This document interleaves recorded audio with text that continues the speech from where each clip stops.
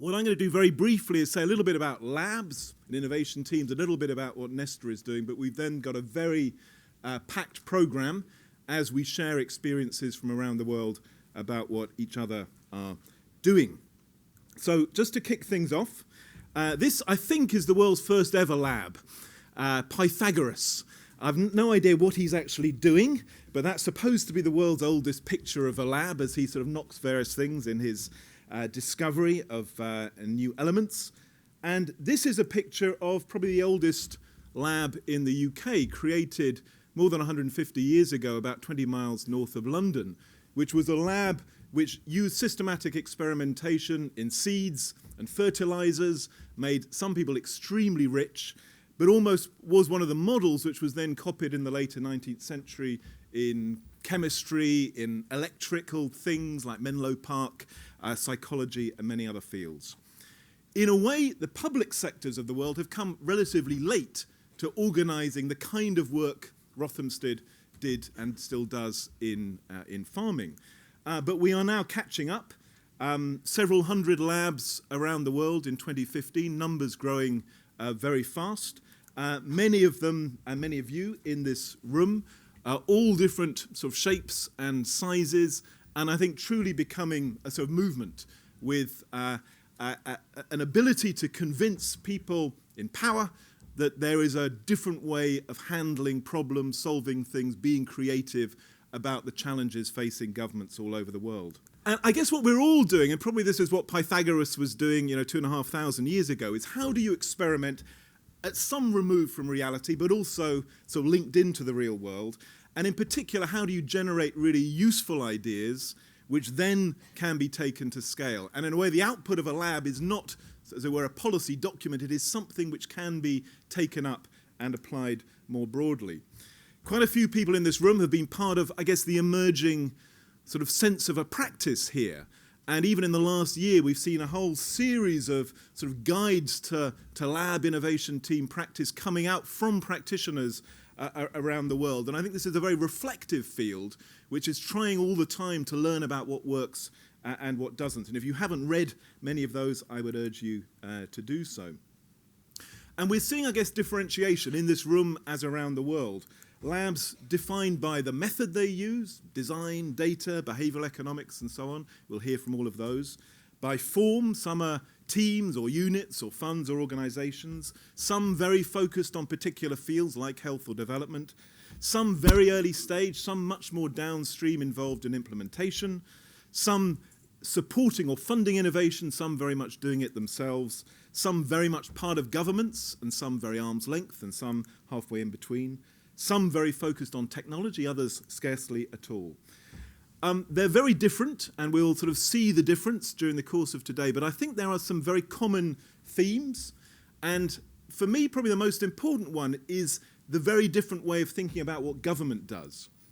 When I used to work in government, our ideal output was a big, fat sort of strategy document with programs and laws and budgets, which would take a year or two preparing. The lab approach is almost the opposite. It says, start from a practice, start from the bottom up as well as the top down, and it's the iteration between the top down and the bottom up which gets you to much better ideas, much more likely to work in practice.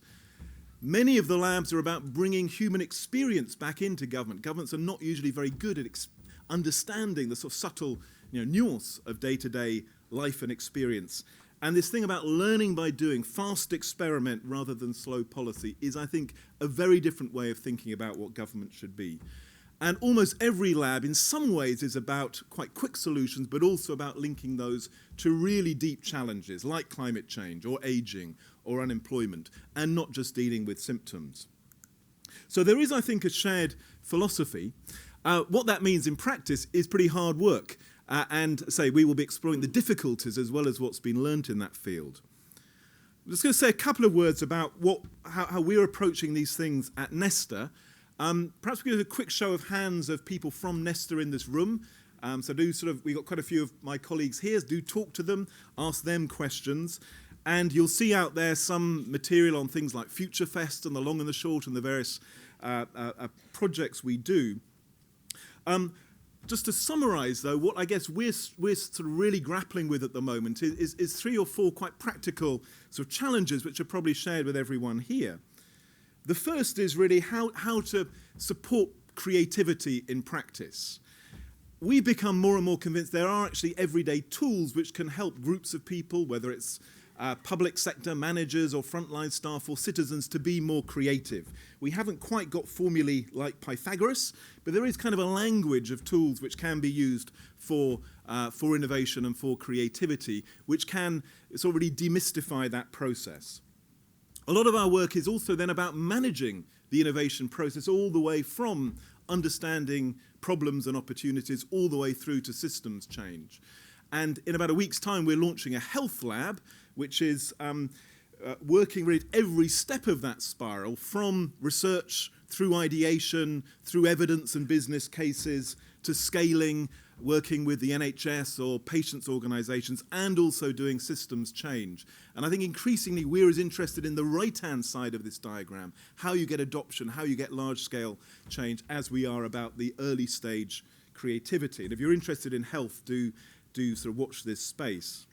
We're also very interested in new forms of experimentation, and in a very different field. Last year launched the Innovation Growth Lab, using randomized controlled trials to understand better how to support high growth businesses, innovation in the economy, and that's now a collaboration, many governments around the world working together to test out new ideas in a field which is remarkably weak on evidence.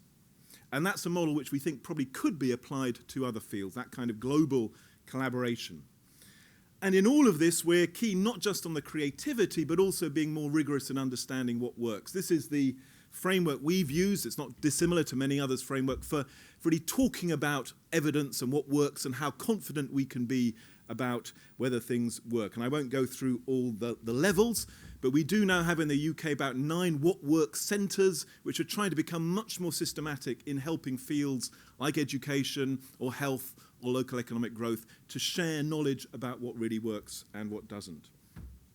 And in all of this, we see a big task of demystification, of crystallising what's been learnt by people like you into toolkits and skills and methods which others can learn, free from jargon, free from mystification, and so on. And if you haven't seen much of that, our skills team is here and can share some of that.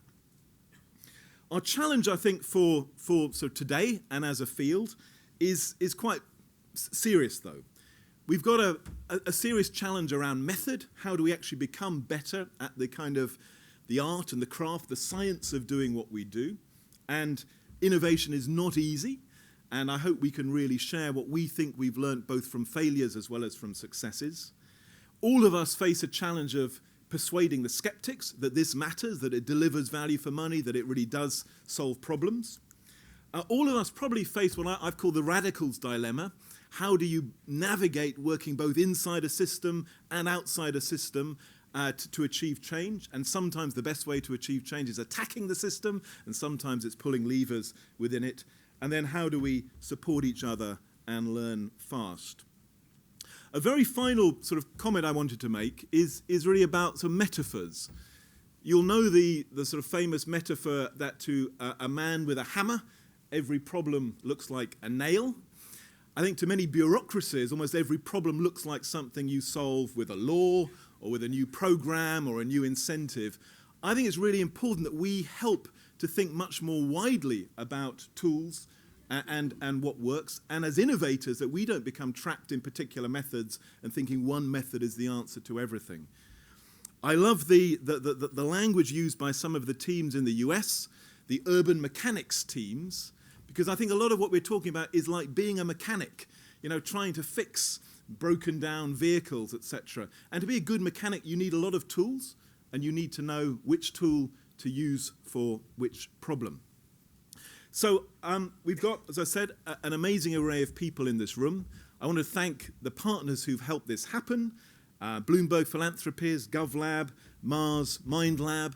The World Bank are filming today and will be interviewing some of you, and many others have contributed in all sorts of ways.